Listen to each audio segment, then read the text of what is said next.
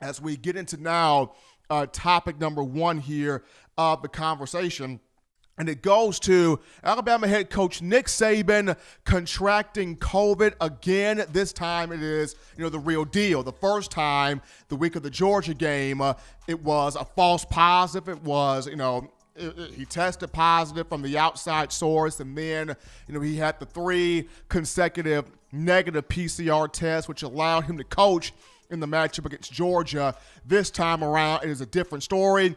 According to a report from the University of Alabama, this comes from Dr. Jimmy Robinson and athletic trainer Jeff Allen. Coach Saban did have a positive COVID test again, but this time he actually showed some mild symptoms of the coronavirus. So as of right now, he is at home. He is isolated. He is in quarantine. He is out of the way, at home, resting, recovering as of right now, and will not be able to go for the Iron Bowl matchup against Auburn, which is set for Saturday, 2:30 p.m. Central Time kickoff at Bryant-Denny. CBS will have the call on the matchup. And while it is different not having Coach Saban on the field for this game, because you think about how he's been at the program for 14 years, going back to 2007. He's such a big presence. He's such a big figure. He's such a big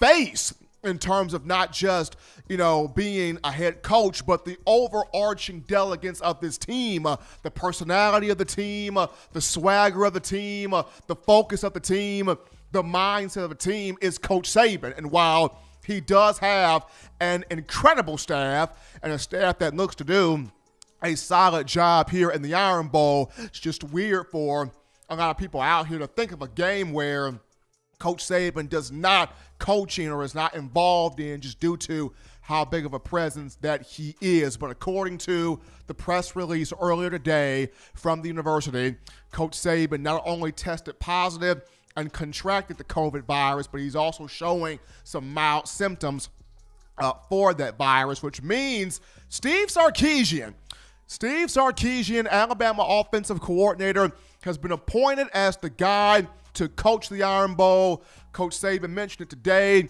during the SEC coaches teleconference. He has appointed Sark as the guy to run the team, to operate the program, to lead the Crimson Tide in this matchup against Auburn in the 85th edition of the Iron Bowl. And for Sark, this is huge. This is his audition to show, to prove he can coach again and be at the helm of a big program at some point soon and do this at the highest level. Sark has head coaching experience, 7 years of that.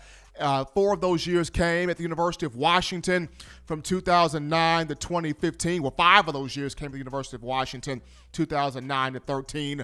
The other 2 years came at the University of Southern California, 2014 and 2015. So Sarkisian does have experience. This is somebody that has learned from the situations from his past, whether they were good situations as a head coach or bad situations. He has learned from them. He has gleaned from them. He has prepared thoroughly for this moment. And here's the test to see, at some point, could we put Sarkisian on that short list of coaches to maybe, possibly, probably take over for Coach Saban at the University of Alabama when the head coach decides to call it a career from coaching the Crimson Tide. So here's Sark's audition. Here is Sark's big moment. Here is Sark's big opportunity, and I believe he's ready for it. Now, for a lot of you as fans, the concern is not Sark. You guys are not really concerned about Sarkisian. Just seeing what he has done with this offense, you as fans, you're proud of him. He's guided this offense to averaging 49.4 points per game, first in the SEC, top 5 in the country in terms of scoring offense, total offense, one of the tops in the nation, one of the best in the SEC. I believe it's second behind Ole Miss. So Sarkisian, in terms of what he does offensively, you guys not really concerned about Sark. The concern that you guys have is, due to Saban's presence on the defensive side of the ball, what does this mean for Pete Golding not having Saban out there on the field? Now, the positive of this is typically Saban stands beside Coach Golding, making sure the calls are getting in, the adjustments are getting made, the movements are being done, the maneuvers are made crisply. Like Saban is right beside Pete Golding, typically handling all of that. But in this game, keep your eyes on Charles Kelly.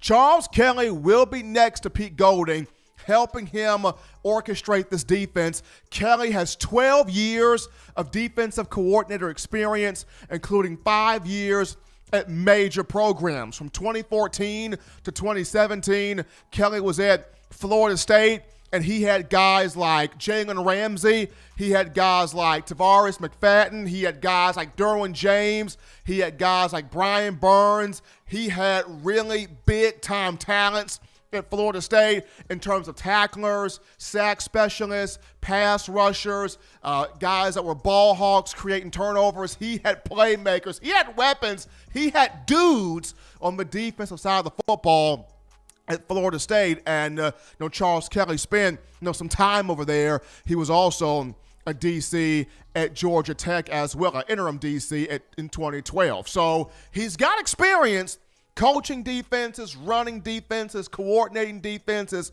putting schemes and strategies together. So keep your eyes on Charles Kelly.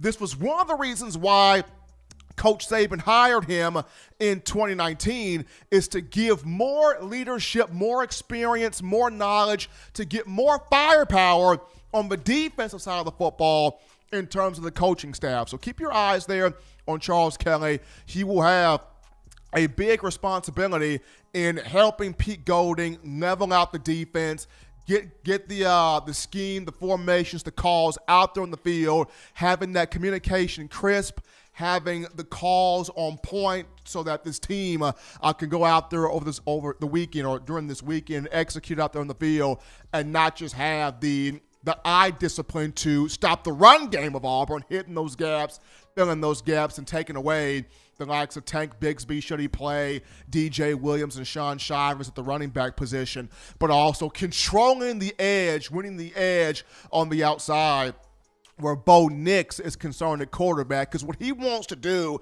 he wants to break containment of the pocket, and if he can do that, then there unleashes some of his Johnny Manziel type of ability to create on the edge, freelance there on the run for receivers to work back to him to catch the football. When he's able to break containment of the pocket, that's where a lot of big plays happen there for the Tigers. So keep your eyes on Charles Kelly over the weekend or during this weekend, as he will be the one to really be right there next to Pete Golding, handling things, distributing things, delegating things, and trying to make sure that this defense plays the way it needs to play here in this matchup, and trying to put the clamps down on an Auburn offense that has a lot of weapons around the football field. But for you out there, not afraid, not nervous of this being Sarkisian's moment to prove himself. And like I mentioned, here is his opportunity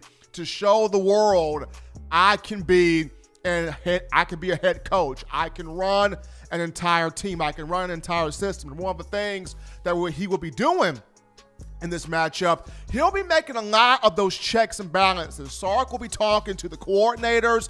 He will be making sure the right call is being made, the right check is being made, the right option is being made on the field. Sark will also be talking to the players a lot on the field. He'll be communicating with the training staff, with the team doctor. So there will be a lot of commotion back and forth on the field that Sark will have to do, that he will be in charge of, where the totality of this team is concerned. But I think he's ready. I think he'll do a great job. I think he is poised to step in here for Coach Saban and do a solid job here.